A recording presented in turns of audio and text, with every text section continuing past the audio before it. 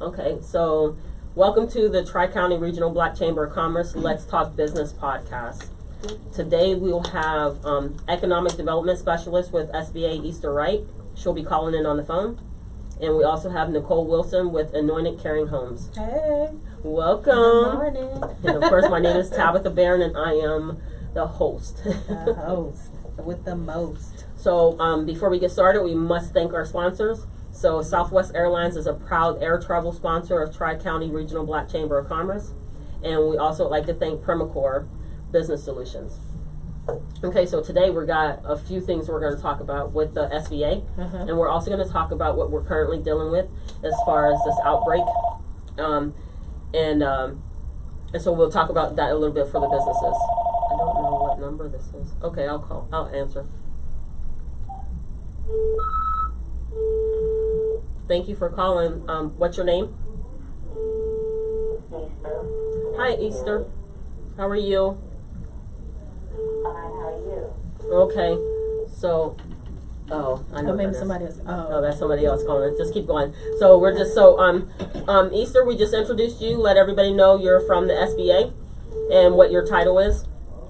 So we're just gonna start with some of the questions. I guess we can start with you, Nicole, and we talk a little bit about what has the COVID-19, how has that impacted your business, and how you've been able to kind of overcome or get to work your way through some of this. Okay, so for those that don't know, I'm in the healthcare industry, and we provide services and supports to individuals that have intellectual and developmental disabilities. So with that, we have group homes, and we also have staff, nurses that have to come in and help care for the individuals. And so how it has impacted us, so we get our direction from state office, the Health and Human Services Commission, and right now we're having to limit visitors. We had to stop them from going to the day program, which is where the individuals learn to do certain skills, retain certain skills. So we had to refrain them from going out in the community. So they've been home all day. Yeah. And so for those that have day programs, like I have one as well, it impacts that business as far as, them not being able to go. We're having to close our doors. But on the other hand, we're having to limit visitors, essential staff. We only can let those people in. So doctors, home health agencies, and of course the staff that works directly with the individuals. So it's a bit of a change, uncomfortable feeling right now, but we're having to do what we have to do to. Right. So how can we help? Because I know that right now the school's being closed and they're limiting all visitation to any hospitals, nursing homes, and group homes. So how is it that we can kind of help keep up the morale and different things for your patients as well as the staff that is working with you? So we've been trying to implement, which we've already always had, like video conferencing for some of the parents. So they're able to still see their parents through Skype or FaceTime. And also just kind of just re-encouraging the staff and, letting them know that, because a lot of them too in our industry, just because of the demographic of people we hire and what we do, we're a Medicaid funded program, so when a lot of the individuals are off work or can't come into work, they're not paid. Right. So just kind of trying to boost their morale, have little things going on at the office to, reassure them that all is well. I'm putting into place now some incentives for a few of them, because we have one that is out for 14 days. But he's out per doctor's orders, but he can't get paid during that time. So it's I'm trying to work on different things to kind of help in the interim for some of those staff members that aren't able to, get the funding that they are their paycheck, a full paycheck. Okay, well, I mean, that's good. For people that, I don't know, I guess I always think about how can we actually help other people who don't get visitors normally, and how we can kind of keep their morale up, because we don't want to just, people are lonely, and a lot of parents are home with their children where they normally are at school, so they're kind of multitasking their way through stuff, so it's kind of a little bit challenging. But So we can start engaging with Ms. Easter with some of the questions and things. Can you tell us a little bit about what you do as an economic development specialist with the SBA? As an economic development specialist, my role is to advertise the SBA. I go out in the community and to make everyone aware of what SBA does for our customer services. I go to events, workshops. I conduct workshops. My office, not only but my office is also do events and workshops throughout the 32 counties that we serve. Okay. So with the SBA, can you give the description as what is a small business? Well, that's a very vague question. And what you have to do is go to the website, go to www.sba, well, better yet, Google SBA size standard table, because each industry has a different requirement. It depends on what industry you're in. So if they have to do it in engineer, the size standard for engineer, and this is just an example, could be $8 million, meaning that if your sales for 3 years in a row exceed $8 million, you're no longer a small business. Maybe for a plumber, maybe the next code is because it's based on next code. Each code has its own size standard. So it is best that you go to the website to get that information. No, that I didn't know. That's good to know. I mean that every NAICS code has a small business size. Okay, so how does the SBA help someone who wants to start a business? Well, we teach classes. That's the purpose of going out in the community. We teach classes. SBA teach classes.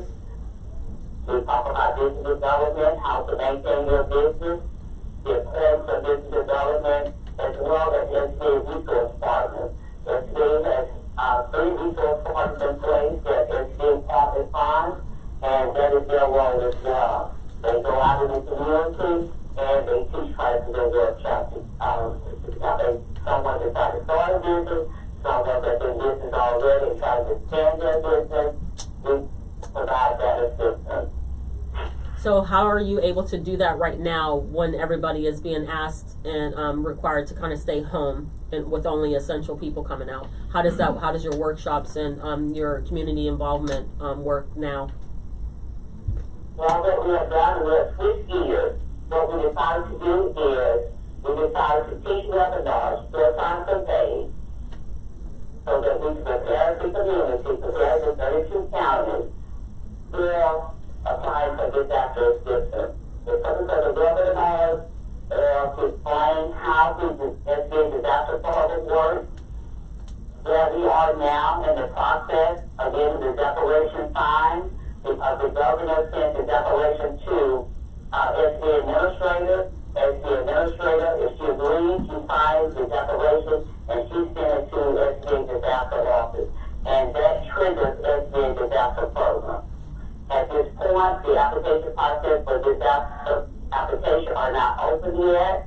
So what we're doing is we're teaching webinars to get everyone to understand, do not wait. Start getting your documents together so that when the application process opens, maybe that will minimize some of the stress because we're in a very stressful time now. Right.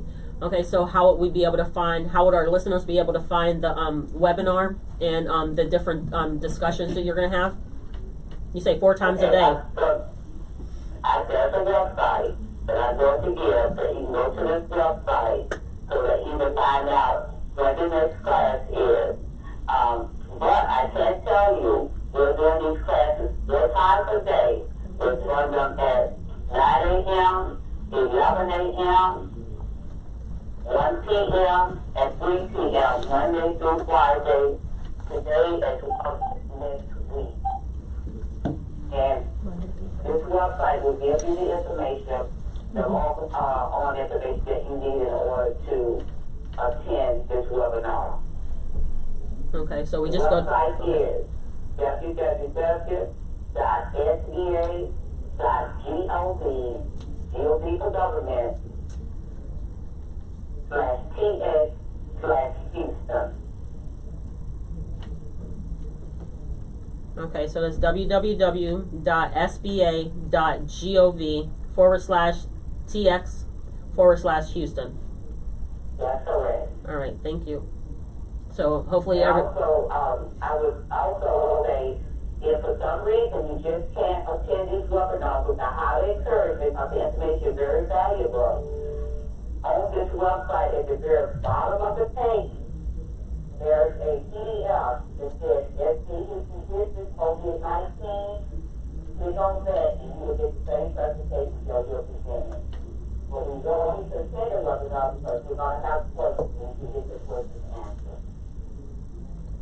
And can I also say that each session that we, at 11 a.m. will be in Spanish. So for our Spanish population, you can attend the webinar again at 11 a.m. Monday through Friday. Well, that's great. I'm glad that we're staying. So I'm glad that we're able to lean on the SBA during this time so that people can still get support with building their business.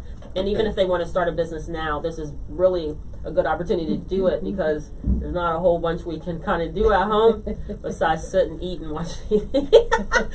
Sit and eat and watch TV, which is not a bad thing. It's just I think we can be a little bit more productive, I guess.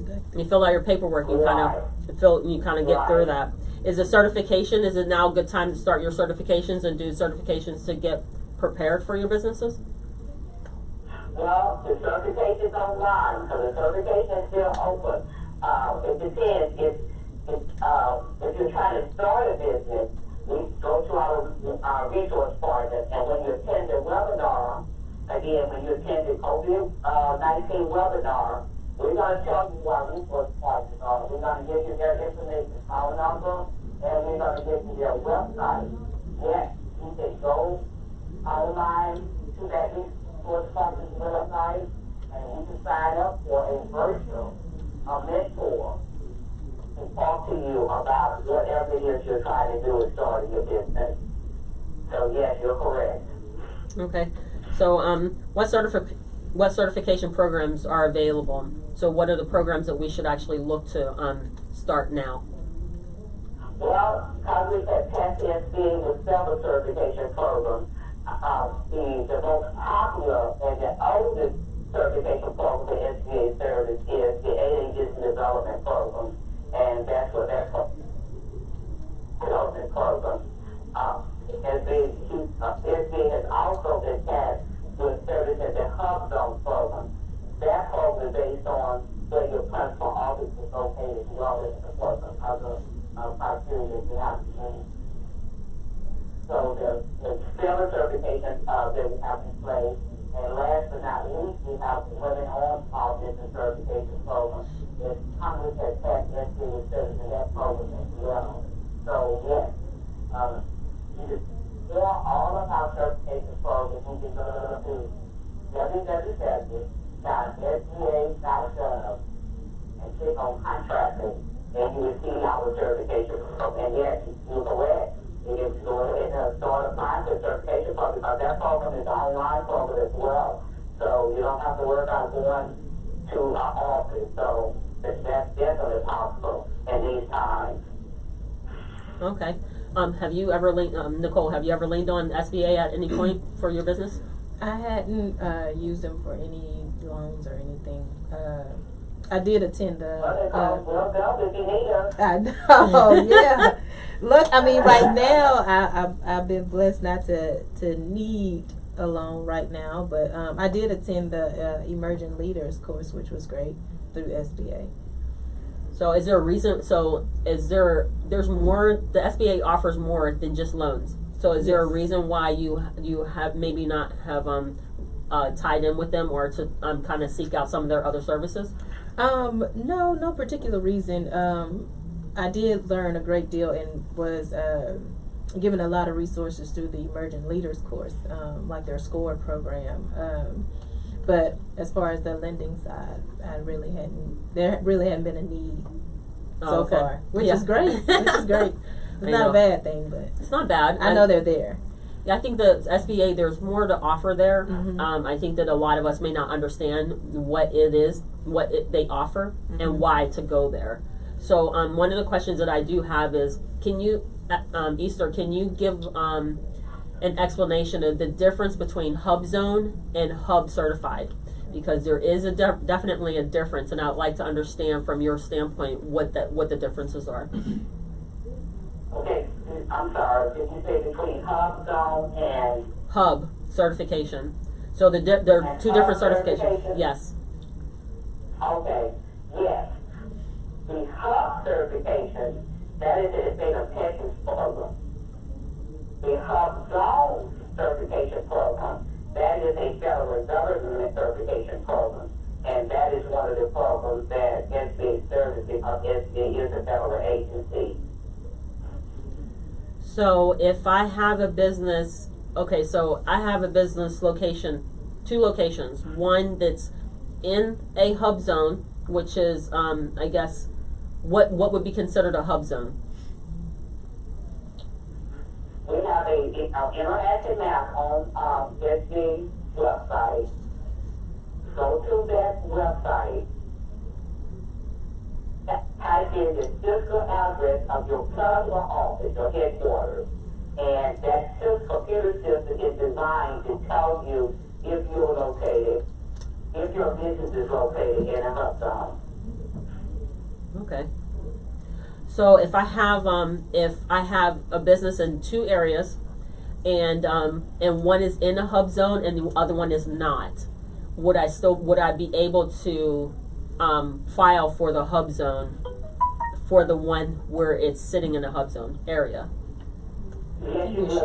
If your principal office is located in a hub zone, yes, you will. Your principal office has to be located in a hub zone. Oh, that's good. So from a state, so for hub is state, and then hub zone is federal across the nation. All right, cool. Okay. I finally figured that out. You know, you have to learn from all of this so that I can be like, okay, well, this is what you should do, and so now I can start referring people over and be like, okay, you want to do it this way. So I think that's really good. Okay, so the saying that we have is that the state of Texas government, but that is local government. right. Federal government. Okay, we're going for the big dogs. We're going for the big dogs. Okay, so we're still on certification. So what is the 8A Business Development Program? Explain that, because I am very curious on that one. Yeah, I've heard of that one. Yes. Okay, the 8A Business Development Program, again, is a 9-year business development program with a contracting component attached to it. If, for example, NASA decides to buy a service, a good of service, and they decide to set it aside, and the destination is set aside as women-on or 8A or whatever the destination is. In this case, we're talking about 8A. If NASA decides to set the project aside as an 8A business development project, all approved 8A companies will be able to bid on this project, and only 8A will be able to bid in their area, because only 8A approved firm will be able to bid on that particular project. So if I'm certified as 8A, I'll go through that, and that's federal as well. And a large business like NASA says we're going to set aside this percentage for women or minority-owned businesses.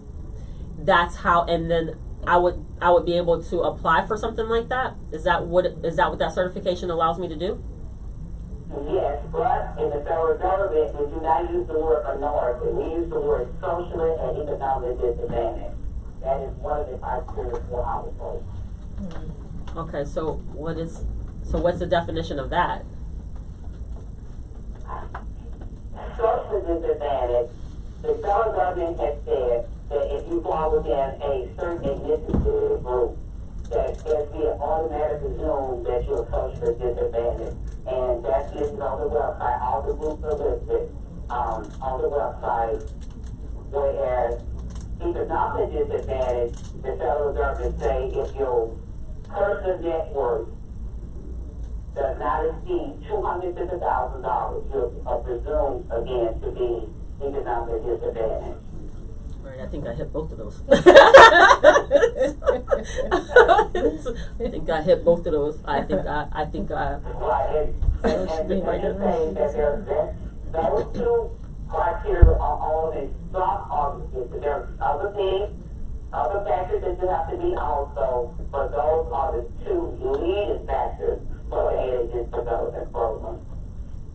Okay. All of the criteria, all the requirements are listed on SBA website. Again, SBA.gov. Okay, so Nicole that runs a various homes for in the medical field. So would she be a very good candidate to apply for the 8A program, development program? If you apply for the AHS development program for business development, because under the AHS development program, you get opportunity to take classes and workshops for free of cost or for very low cost. That's the business development side of it. For the contracting side of it, you will have to do research to determine if the federal government side can service. Okay, hang on one second. So if you are tuned in, please hold with calls. We want to get all the information that we can from the SBA. Okay, thank you. That's for the listeners. Okay, so keep going. So so you're saying that Nicole, she could do it. She could and have benefit to have some people that are willing to help her develop and scale her business, correct? That's correct. But for the contracting component that's attached to the AHS development program, Nicole would have to research.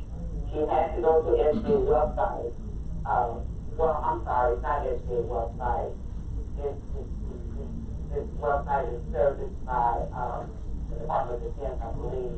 But she has to go to that website and she has to plug in her date code or keywords that describe her business and to see if the federal government has developed that particular service, and if they did, when was the last time they bought that service? Okay. So that it could be helpful for you, right? Mm-hmm. Because as we scale, if we can scale with the SBA, they're out for us our success. And if they're willing to put development programs in place, we should be able to take advantage of those ones that will benefit us, Right. Short term and long term. So it's good. Did you ever think about the 8A program for you? I didn't think about the 8A program. I've heard of it, but I didn't think about it for me. For you. So that That's actually something might be I'll good. look into. Yeah. Yeah, for sure. And then there are various offices all around Houston or everywhere, regardless of where they are. You just have to go to the website and look for a location so we can take a look. So the offices that around Houston are our resource partners. SB only has one office in each different state in our territory. But like I say, we do have resource partners available, and yes, the resource partners are located throughout. Okay. Well, this is good. So one main office. So we have to, we just go online though. We got to do these webinars because we got to keep everybody safe and informed and being able to move forward with the SBA. Because there's some things that we didn't know about the SBA. Ms. Easter has been able to, clue us in on that. Right. So that's always helpful. We understand that the different certifications that they offer and the fact that they have resource partners. Can you give us some of the names of some of the resource partners and what what they do that would be supportive to a small business at this time? Well, our three main resource partners are the Women Business Center and yes, as the title said, they cater to women-owned small business, service to women-owned small businesses, but of course we don't turn other genders away. Our other resource partner is called SCORE, just like it sounds, SCORE. SCORE, again, throughout, they do classes and workshops, Monday through Saturday throughout the community, throughout the 32 counties.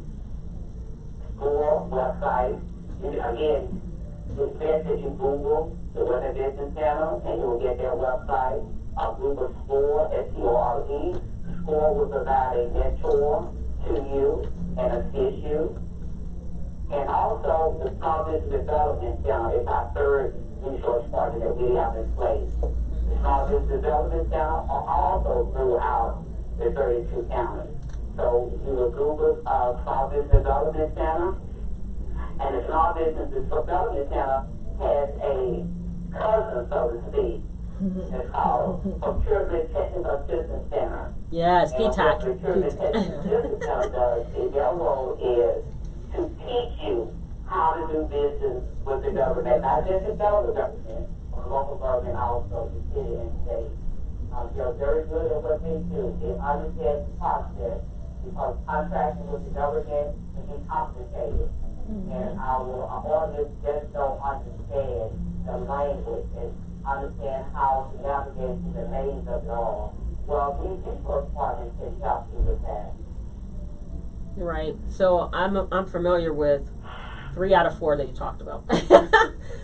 SCORE. Can you tell us a little bit more about SCORE? Because I think a lot of people actually go visit SCORE more often as a small business. Have you visited, Nicole? I have. Did we lose connection? No, we're still here. Can you hear us? We can hear you. We can hear you. Oh, okay, we may have lost her, but I don't know. She's still on, so we'll give her a minute. Nicole, what has been your experience with SCORE? I actually I hadn't started receiving services. I just kind of visited the office to see kind of what they offer and how it can benefit me. But I hadn't been back. I hadn't been back. But that was during the time that I was in the Emerging Leaders course, which was about a year ago. Oh, so you did Emergent Leaders. It was a pretty cool program, very helpful. Made me look at the business in a different light. During that time, I kind of rearranged and restructured some things with the business. So it was a pretty helpful program. Really? Okay, so tell me a little bit about that, because I know that was what our next question was for Miss Esther. So the Emerging Leaders course, it was was it 6 months? I can't remember, but you had to commit to going to class every other week. So twice a week, and then you would meet with what we call CEO groups. Okay. But it was a curriculum that they put together. We went over different things in reference to human resources, marketing,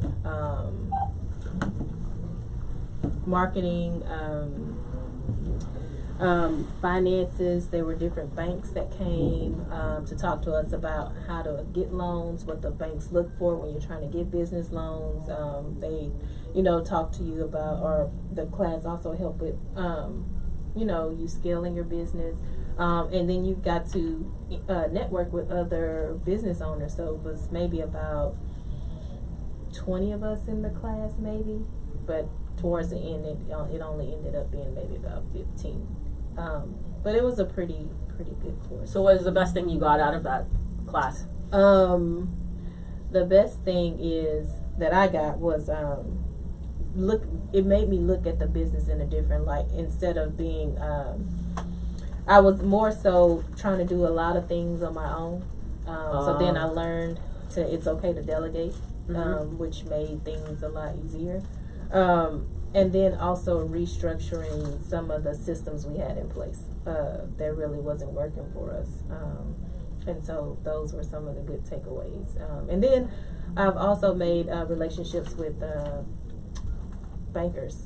Oh, really? Yeah, which was a good thing too, just for future funding if I needed it.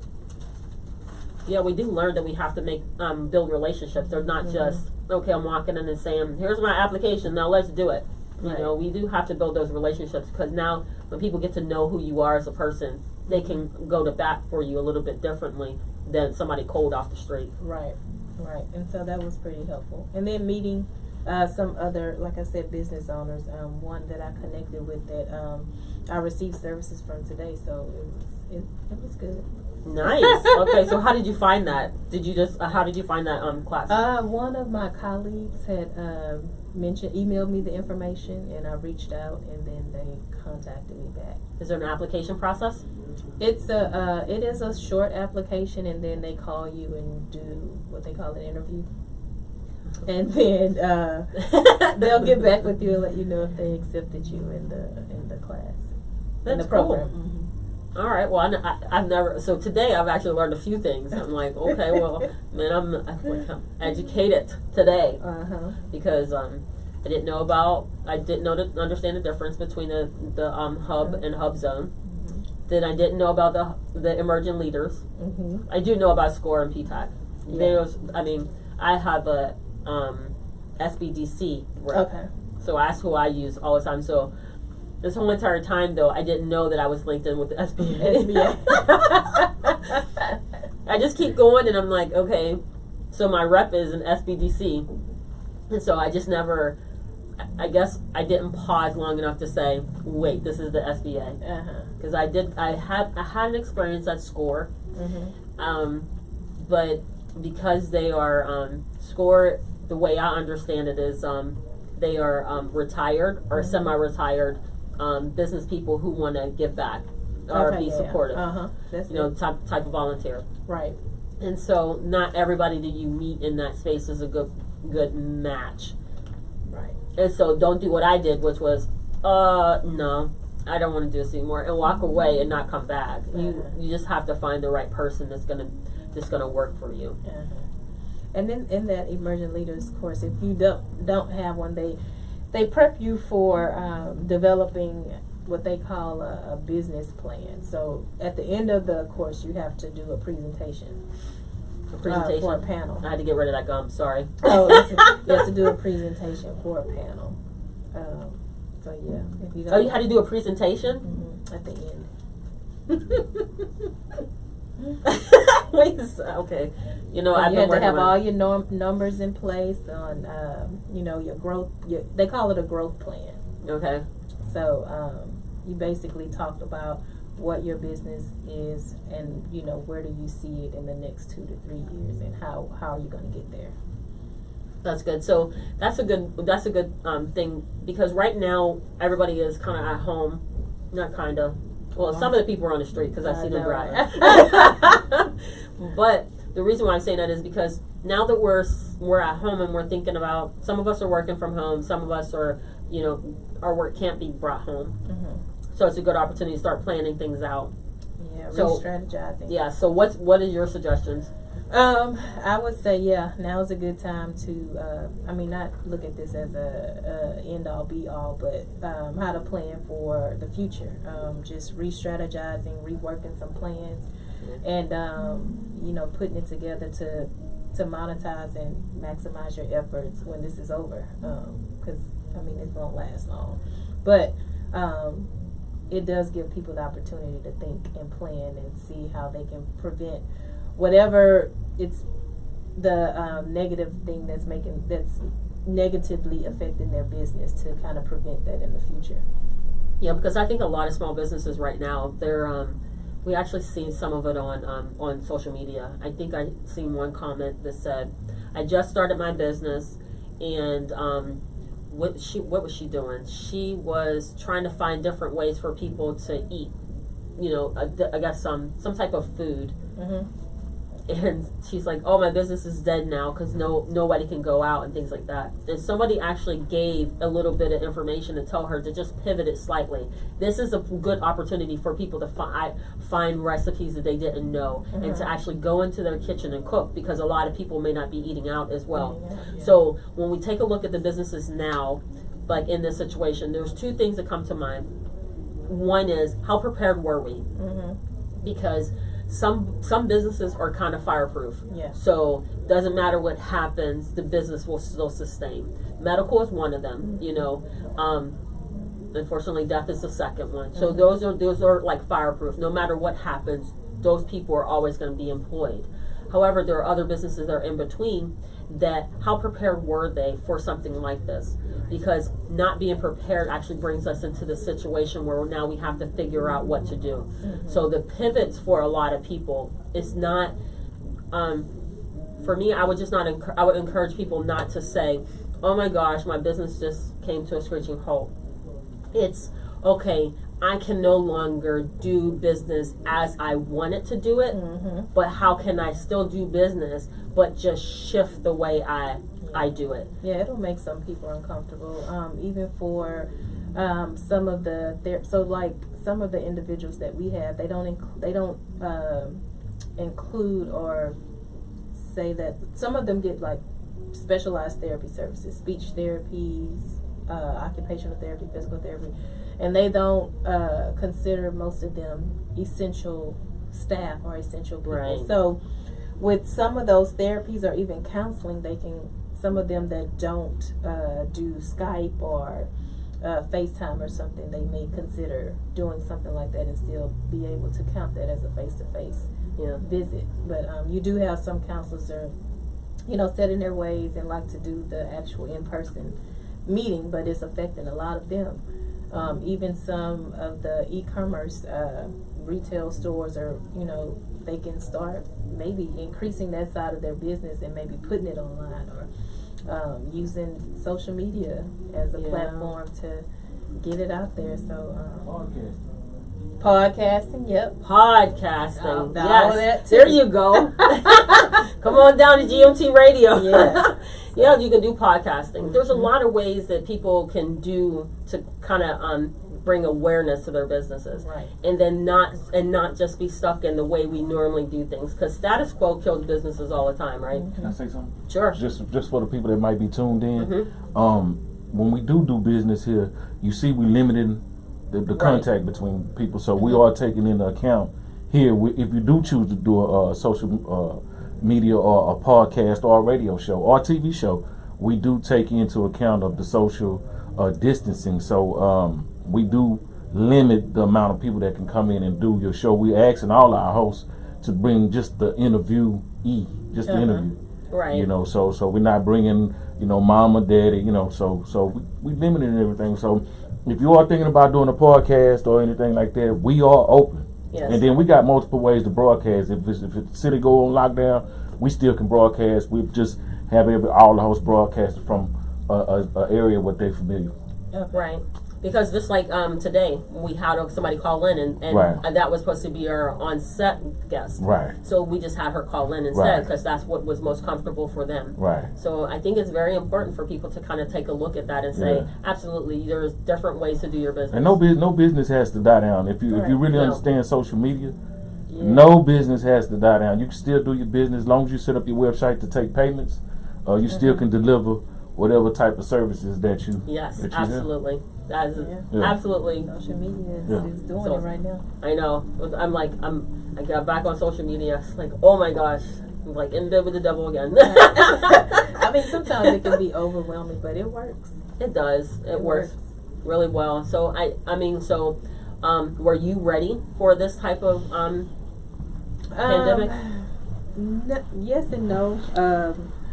We normally do keep stock of some of the personal protective equipment, just because of the industry and the nature of the business, and some of the disinfectant cleaners and antibacterial soaps. We use those anyway.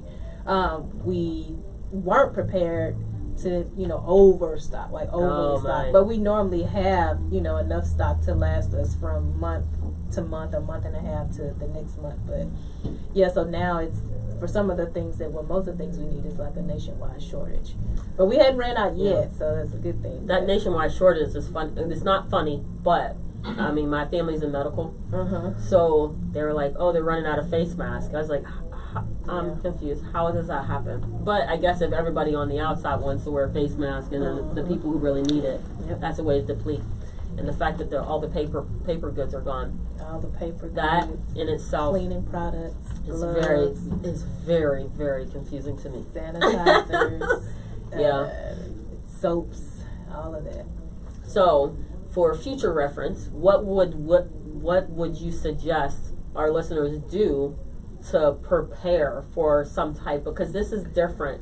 Yes, This is but different. natural disasters of all kinds happen at all given Right. points in time. So what are some of the suggestions or some of the things you've done to kind of protect yourself? So just take Harvey that happened. What was that, a couple years ago? Yeah, 2.5 years. So Second hurricane. I know, right? So we had to prepare for staff to stay over, like overnight in the homes where some of them couldn't go home. Oh wow. And Oh, that that's may right. be the case again for this pandemic that's happening now, especially if they declare a lockdown or quarantining for 14 days. They would typically let, because of our industry, like assisted living facilities and that sort of thing, our staff come in and out if they're not sick. But I would say, again, this is the time to write down that plan and, figure out what you would need to make your business kind of bulletproof, so to Yeah. speak. It just depends too on the different industries. Like for my industry, I would say just always be prepared for the worst as far as supplies are concerned. We do have to always keep those on deck anyway, but maybe just order extra. In reference to the services we provide, I mean, it is what it is. We can't Right. go without that. So I still want to go back to the fact that people build up their stock. I personally am a couponer, so all of this stuff, everybody ran out. I just would You walk through the haven't. stores and giggle because I was like, this is so crazy to me, because I don't have to worry so much about this stuff. I just went and picked up a couple things. I think the normal perishable items is what I had to pick up for the most part. I didn't really have to worry so much about the things that everybody else was panicking about. And so I was preparing for life, Mhm. and it just so happened that COVID-19 stumbled on me, and then I'm like, okay, but I'm okay with just staying where I am Mhm. and not have to run to the store because I've run out of everything. So I'm very thankful for that.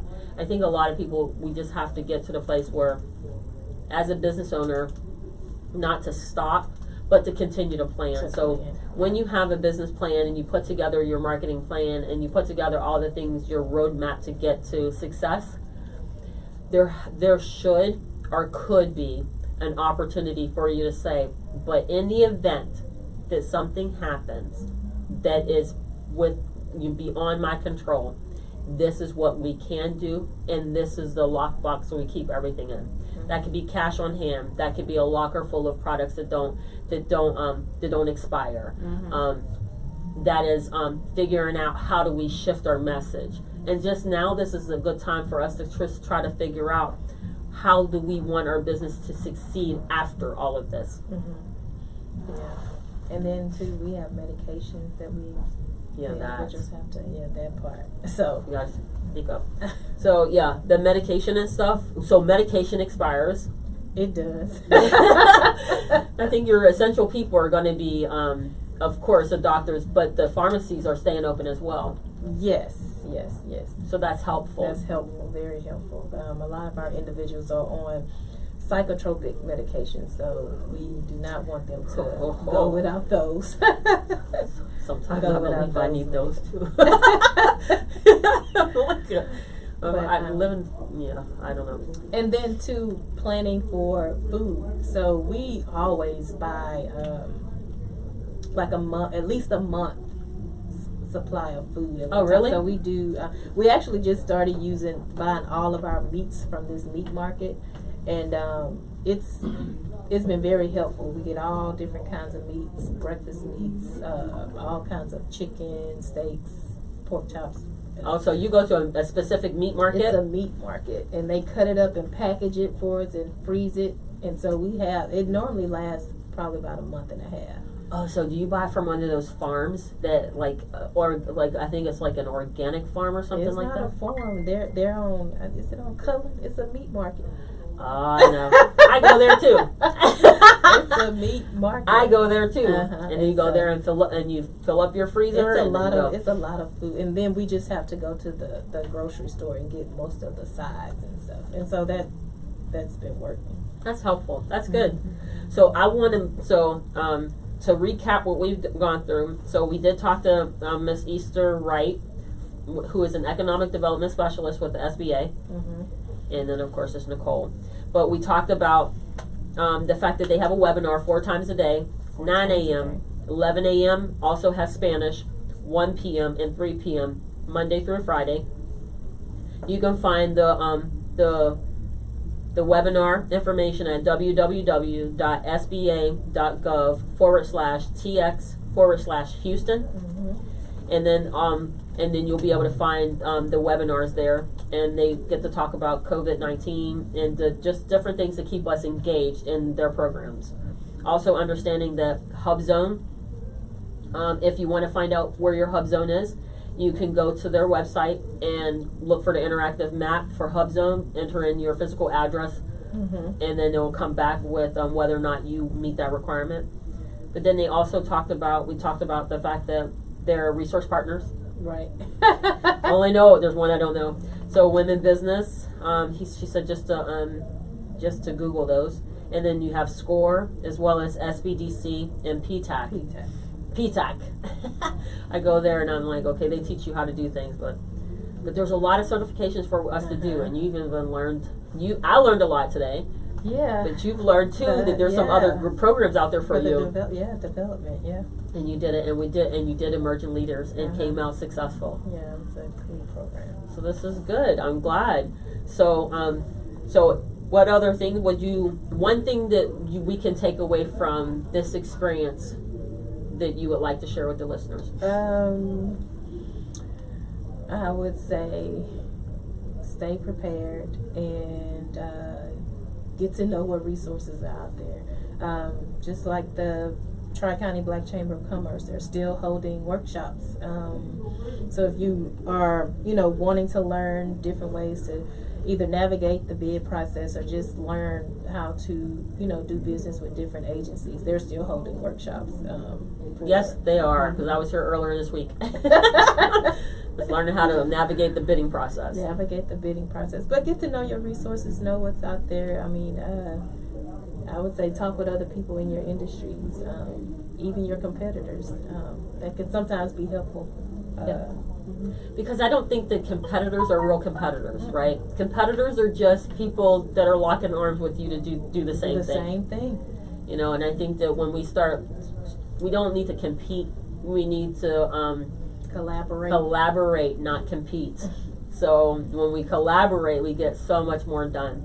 When we compete, we're like looking around the car saying, "Let me peek at what they're doing to see." It's not necessary. So we're good. All right. So from here, I know that disaster preparedness, is more than just a natural disaster from the weather. Yep. It is anything that can happen. So that is a medical emergency. That is, an essential person falling sick. What do you do with that? That's earthquakes and everything else that we're normally looking at. But I think that we've gotten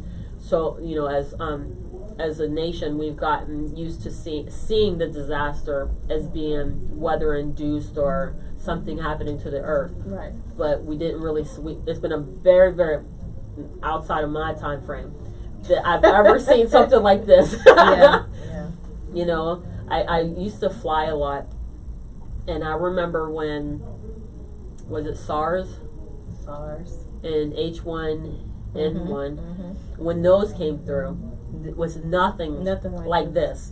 And so I have really gotten to that place where I kind of started to think I needed to be prepared for the hurricanes and the stuff like that. But it's actually medically, I need to be prepared for that as well. Right. So I would like to thank you for joining us today. No problem. I don't know what happened to Miss Easter, but I'd like to thank you for joining us today. Let's Talk Business. And we want to go ahead and thank our sponsors. Southwest Airlines is a proud air travel sponsor of Tri-County Regional Black Chamber of Commerce. And thank you again, Premicor Business Solutions. So again, if you want to take a look at joining the chamber, you want to go to tcbcc.org, and you can look for the information there and join us there. I guess we'll just see everybody next week, right? So again, gmtradio.com. So thanks very much for joining us, Nicole. Thanks very much for the listeners, and have a great day.